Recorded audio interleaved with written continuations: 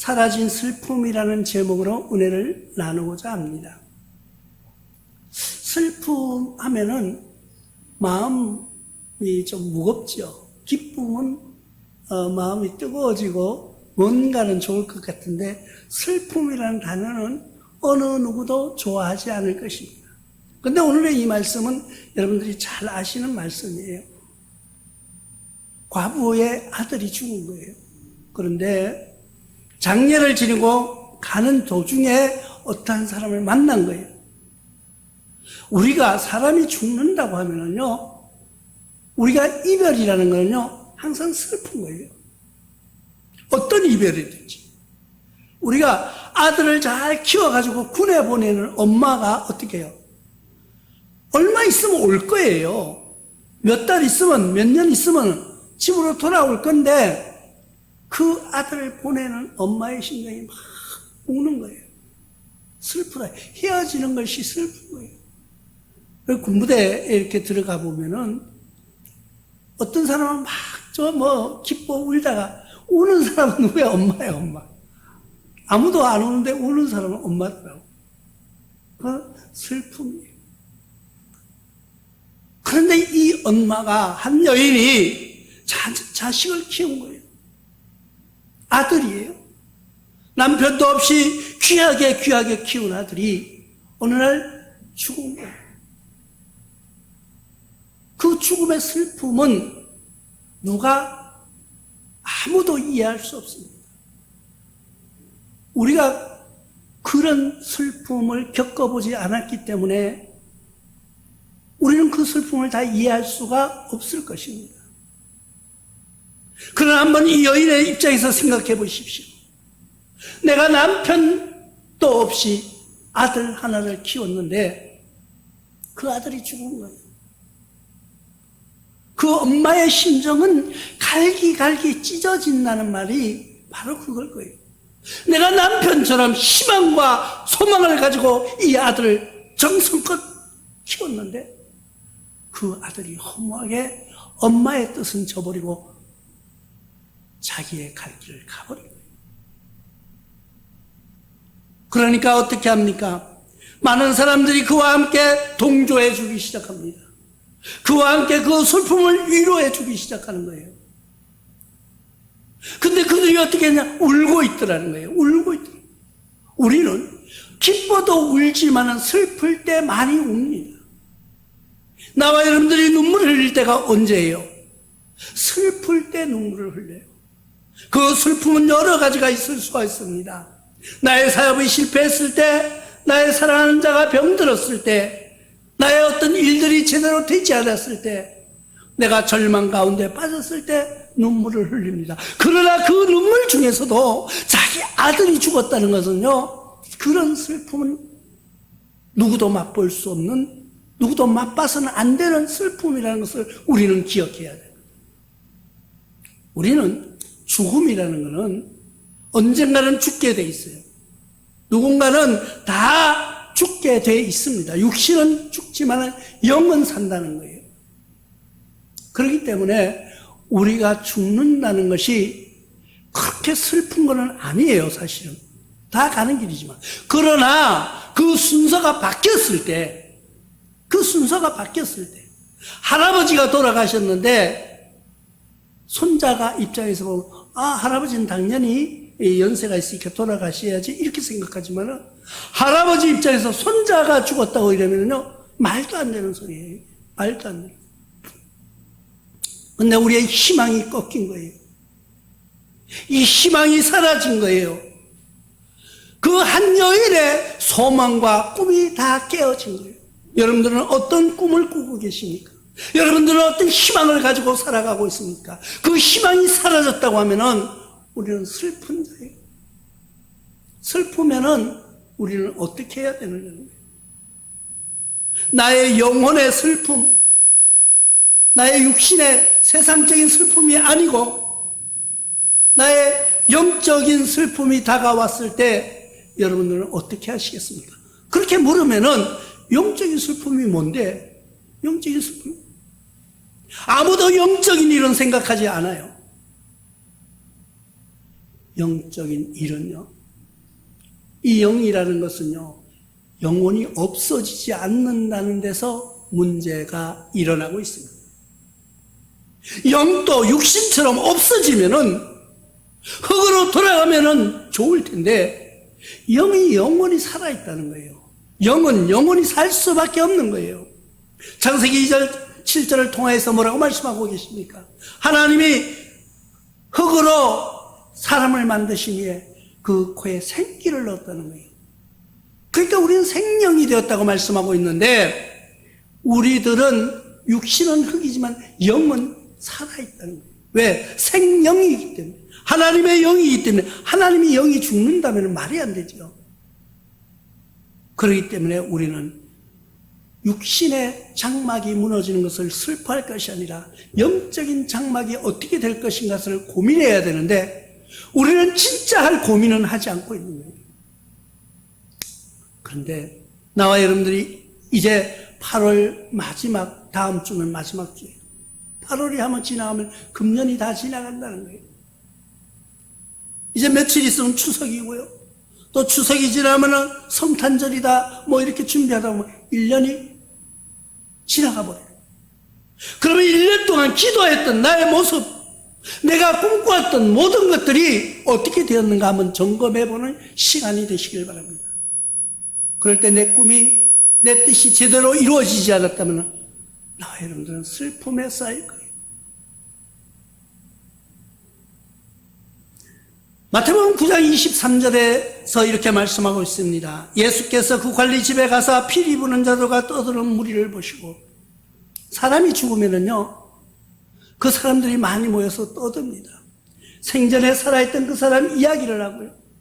여기는 또 피리 부는 모습, 피리 부는 사람들, 슬픔의 그 마음을 위로하는 자들이 나와서 피리를 부는 그런 습관이 있었어요. 그런 모습이, 풍습이 있었는데, 그 엄마를 위로하려고, 그러나 위로가 되겠어요? 안 됩니다. 우리 생애 속에서도 어떤 슬픔과 어려움이 있을 때 눈물을 흘릴 때가 있다는 거예요. 나와 여러분들은 언제 어떻게 울어보셨습니까? 그 슬픔은 사라질 수가 없습니다. 그 슬픔을 해결할 수 있는 방법은 우리 인간으로서 어떻게 해결할 수가 없어요. 우리는 많은 사람들에 의해서 간증을 듣습니다. 어떤 사람이 사업을 했다가 막 돈을 너무 많이 벌었다가 하루아침에 망했다는 거예요. 그런데 이야기를 들어보면은 내가 없을 때는요, 내가 가진 게 없을 때는 그거 몰라요. 그런데 돈이 갑자기 많이 생겼다가 없어지면 원래대로 돌아왔잖아요. 그런데 그 마음이 공허하고요, 그 마음이 슬프고요. 그런 분들의 이야기를 가끔 듣습니다. 나와 여러분들의 슬픔은 뭐예요? 여러분 슬플 때는요, 눈물을 흘리시기 바랍니다. 슬플 때는요, 통곡하시기 바랍니다. 슬플 때는요, 그대로 내어놓고 눈물로 호소하는 여러분들 되시기를 바랍니다. 그런데 그 우는 그들을 향해서 누군가가 다가오고 있다는 거예요. 이제는 절망의 나라, 이제는 아무 희망도 없고 소망도 없고 죽은 아들 쳐다봐도 안 됩니다. 이제는 갔다가 버리는 거예요. 갔다가 장례를 치러야 되는 거예요. 그 가는 도중에 누군가가 나와서 그 장례 행렬을 세웁니다. 장례 행렬이 있었습니다. 이 장례를 치르기 위해서 상여를 메고 가는 그 사람 앞에 누군가가 나타나서 너희들이 무슨 일이냐? 왜 이렇게 슬피 우느냐? 이 슬픔이라는 것은 가만히 생각해 보십시오. 연세가 많은 분이 돌아가셨다 그러면은 그래도 슬퍼요. 우리 할아버지가 97세에 돌아가셨는데도요, 돌아가셨다는 말을 딱 듣는 순간요, 가슴이 뭔가 통 떨어지는 느낌이 들더라고요. 그런데 엄마가 아들이 죽었다는데 그 모습을 보는 여러 주위의 사람들도 통곡을 하는 거예요. 그러니까 어쩌면 이 엄마가 많은 사람들에게 호응을 받고 살았는지도 몰라요.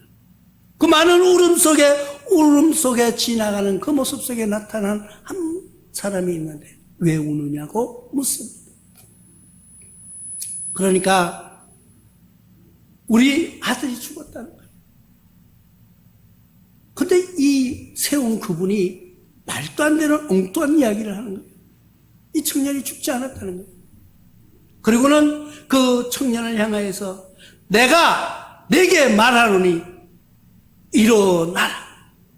일어나라고 말씀하시는 거예요. 여러분, 그 말도 안 되는 소리 아니에요. 무슨 뭔 요술도 아니고 마술도 아니고 죽어가지고 지금 상여를 메고 가는 그 향유를 세운 어떤 청년이 나오더니 일어나라고 합니다. 그 시체를 향해서 일어나라는 거예요. 그런데 웬일입니까? 이 시체가 벌떡 일어난 거예요. 네가 걸어가라. 걸어가기 시작합니다. 근데 이 청년은 일어나서 말을 했다고 합니다. 일어나서 말을 했다는 거예요. 여러분, 말한다는 건 뭐예요? 희망이 있다는 거예요. 말을 한다는 건 뭐예요? 소통된다는 거예요. 말을 한다는 건 뭐예요? 우리가 연결되어 있다는 것입니다. 말이 없다는 것은요, 누군가가 아무 말 없이 가만히 있으면 그 사람 속을 알까요, 모를까요? 아무도 몰라요. 부부간에도 자식, 형제간에도 말이 없으면, 대화가 없으면요. 그러나 이 예수님이 이 모습을 우리 성경을 통해서 보여주는 이유가 뭘까? 그러면 예수님이 그 당시에 그 청년을 살리셨어요. 죽었던 청년을 살리는 기적이 일어났는데 그 청년이 지금 살아있습니까? 아니에요. 살아있지 않았어요. 죽었습니다. 그러면 왜 살리셨을까? 예수님은 지금 이 청년을 살리면서 우리에게 무엇을 이야기하고 싶은 것인 것을 기억하시기 바랍니다. 하나님이 우리에게 주어지는 모습, 그 죽었던 청년을 하나 살리면서 우리들에게 후세에 믿는 자들을 향해서 무엇을 말씀하고 싶으신가를 우리가 기억해내고 찾아내야 되는 거예요. 그 찾아낸 해답은 뭐예요? 우리가 어떤 슬픔이 있을지라도 그 슬픔을 사라지게 할 분은 인간으로서는 할 수 없다는 거예요. 그 고통과 고난을 이길 수 있는 방법은 예수님 한 번뿐이라는 것을 이야기하고 있는 것입니다. 그 예수님만이 우리의 슬픔을 사라지게 할 수가 있습니다. 나와 여러분들의 슬픔을, 나와 여러분들의 고통을 누군가가 씻어줘야 되는데, 그 문제를 해결해야 되는데 해결하실 분, 우리가 일시적으로 해결할 수는 있어요. 일시적으로. 예를 들어 어떤 일들이 일어났어요. 근데 내가 사업하다 망했어요. 이제. 근데 이걸 부도를 내일까지 못 막으면은 내가 구속이 되는 수밖에 없어요. 그런 위치에 처해 있을 때 누군가가 옆에서 도와줘서 내가 그것을 처리하고 구속을 면할 수는 있을 거예요. 그러나 또 뭐야? 그 사람에게 새로운 빛이 있다는 거예요. 영원한 해결은 될 수가 없습니다. 완전한 해결은 될 수가 없습니다. 우리의 슬픔을 완전한 치료할 수 있는 자는 누구예요? 예수 그리스도밖에 없다는 것을 보여주는 거예요. 그러니까 그 아들이 살아났어요. 죽었던 아들이 살아난 거예요. 옆에서 상여를 밀고 가는 그 사람들, 주위에서 우는 그 모습들에 그 사람들에게 놀리켜 주려고 그런 것이 아니라 진정한 슬픔을 치료할 수 있는 분은 예수 그리스도와 한 번뿐이라는 것을 스스로 나타내고 그것을 말씀하고자 하는 거예요. 나와 여러분들에게 고통 속에 있습니까? 나와 여러분들이 어떤 슬픔 속에 있습니까? 내가 매일 울부짖는 일이 있습니까? 그 슬픔이 사라지게 하는, 그 슬픔을 완전히 해결할 수 있는 분은 오직 한 분, 예수 그리스도라는 것을 말씀해주고 있는 거예요. 우리의 고통과 슬픔이 있을 때, 우리의 고통 속에, 우리의 어려움 속에, 우리가 힘들어할 때 진짜 그 모든 것을 해결해 줄 수 있는 분, 그분은 한 분밖에 없습니다. 그분이 누구예요? 예수 그리스도라는 거예요. 계시록 21장 4절에는 이렇게 말씀하고 있습니다. 모든 눈물을 그 눈에서 닦아주시니 다시는 사망이 없고 애통하는 것이나 곡하는 것이나 아픈 것이 다시 있지 아니하니니 처음 것들은 다 지나갔음이니라. 처음 것들은 다 지나갔다는 거예요. 우리가 이 세상 짧은 생활 살면서 아프고 고통스럽고 싸우고 네가 잘했고 내가 잘못했고 다툼과 슬픔과 어려움 속에 있을 때 그것을 다 해결해 주실 분이 누구예요? 예수님 한 분뿐이에요. 우리는 그런 예수님을 믿습니다. 우리는 그런 예수님을 의지합니다. 그것은 그리스도가 이 땅을 통치하신다는 뜻이에요. 그리스도의 통치라는 건 뭘까요? 그러면은 그리스도의 통치는 사랑의 통치예요. 그리스도의 통치는 우리에게 선택의 통치예요. 만약에 여러분들이 어떤 기계를 사용합니다. TV 리모컨을 가지고 리모컨으로 TV를 껐다 켰다 해요. 껐다 켰다. 그러면은 이 리모컨에 의한 조작된 그 프로그램이 있기 때문에 TV가 꺼졌다 켜졌다 채널을 바뀌기도 하고요. 여러 가지로 바꿉니다. 인간을 그렇게 만들 수도 있습니다. 뭔가 하나님의 능력으로. 그러나 하나님은 그렇게 만드시지 않으십니다. 자율에 맡겨주셨습니다. 우리가 그리스도의 통치에 들어가느냐 아니면은 아니라고 거부하며 사는가, 우리 선택에 주어져 있다. 예수 그리스도는 영원한 통치자라고 이사야 선지자는 말하고 있습니다. 이사야서 9장 6절로 7절을 통하여서 이렇게 말씀하십니다. 이는 한 아기가 우리에게 낳고 한 아들을 우리에게 주신 바 되었는데 그 어깨에는 뭘 맸다고? 정사를 메었고 모든 정사를 메었다는 거예요.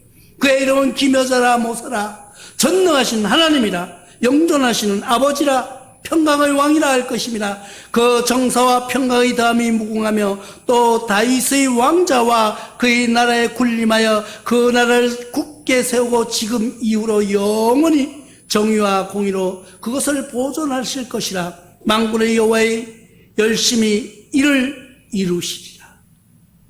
이사야 선지자는요, 몇백 년 후에 오실 예수님을 미리 예언해 놓고 그분이 누구냐는 거예요. 그분이 예수 그리스도라고 소개하고 있습니다. 이사야 선지자는 오실 예수님을 예언하고 있는 건 모습에서는 한 아기가 우리에게 낳았다는 거예요. 여러분, 한 아기는 많이 태어날 수 있습니다. 지금도 태어나고 있기 때문에. 그러나 그는 누구예요? 우리에게 주신 하나님의 선물이라고 소개합니다.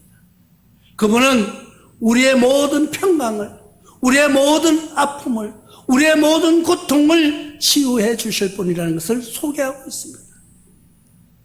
그분은 자연적인 통치자라는 것도, 자연의 통치자라는 것도 말씀해 주고 있고 보여주고 있는 모습이 있습니다. 마태복음 8장 27절을 통해서 그 사람들이 놀랍게 여겨 이르되 이 아이가 어떤 사람이에 바람과 바다가 순종하느라. 주위의 동네 사람들이 본 거예요. 예수라는 그 사람을 어릴 때부터 보아온 사람, 어릴 때부터 지켜온 동네 사람들이 그렇게 말하는 거예요. 이가 어떤 사람이에요? 도대체 어떤 사람이길래? 파도가 순종하는 것, 바람이 순종하는 것을 본 거예요. 그렇게 사람들이 다 놀라는 거예요. 그 사람들을 놀래켜 주려고 그 일을 한 것은 아니라는 거예요. 하나님의 통치, 자연도 그 하나님의 통치 아래 있다는 것을 보여주는 거예요. 그리고 또 교회의 통치자라고도 말씀하고 있습니다. 우리의 통치자는 누구예요? 우리 교회의 제일 통치자는 누구냐는 거예요. 여러분들과 나와 합쳐서 교회를 뭐 통치하는 사람이 목사님이지 뭐 누가 뭐 아니에요. 교회를 통치하는 분은 예수 그리스도라는 것을 성경에서 말씀해 주고 있습니다. 에베소서 1장 22절에 또 만물이 그 발 아래 복종하게 하시고 그를 만물 위에 교회의 머리로 삼으셨느니라고 말씀하고 있습니다. 교회의 머리는 누구예요? 예수 그리스도라는 거예요. 나와 여러분들의 머리는, 나와 여러분들의 지도해 주시는 분은 누구예요? 예수 그리스도라는 것을 믿으시기 바랍니다. 그분이야말로 우리의 통치를, 우리의 슬픔을 사라지게 할 수 있는 분이라는 거예요. 그분은 하늘의 권세를 잡은 분이라고 말씀하고 있습니다. 베드로전서 3장 22절을 통하여서 그는 하늘에 오르사 하나님 우편에 계시니 천사들과 권세들과 능력들이 그에게 복종합니다.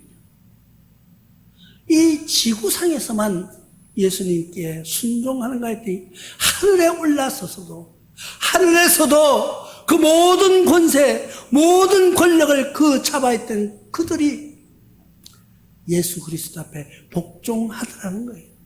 그것을 성경을 통해서 우리에게 말씀해 주고 계십니다. 우리의 어떤 고통과 시련, 우리의 아픔, 우리의 슬픔을 사라지게 하실 원천적인 치유가 할 수 있는 분은 예수 그리스도 한 분밖에 없다. 우리는 그런 분을 나의 구세주로 삼으며 살아가는 거예요. 모든 것을 통치하시는 그분을 우리의 구세주로 삼고 있는 거예요. 물론 요즘은 뭐 그게 통하지도 않지만은 예전에는요, 옛날에요, 지나가다가 우리가 뭐 위반을 했어요. 교통 위반을 했어요. 그때는 카메라 찍는 게 아니고 지나가다 이렇게 위반하면 이렇게 불러요. 당신 지금 오다가 뭐 잘못했다고. 그러면 뭐 스티커 하나 끊으라고 이렇게 손을 내밀면서 하는 거예요. 그러면은 어떻게 했어요? 뭐 교통계 계장 누구 알죠? 그 나하고 동창입니다. 뭐 어쩌고 이러면은요, 그냥 보내주던 시대도 있었어요.